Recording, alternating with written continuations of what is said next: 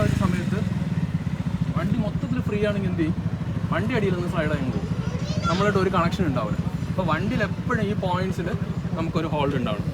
അങ്ങനെയാണെങ്കിൽ upper body എന്തായിരിക്കണം? Upper body നമ്മൾ ഹോൾഡ് ചെയ്തല്ല യൂസ് ചെയ്യുന്നത്. അപ്പോൾ എങ്ങനെ അപ്പർ ബോഡി ആയിരിക്കണം? വളരെ റിലാക്സ്ഡ് ആയിട്ടുള്ളൊരു അപ്പർ ബോഡി.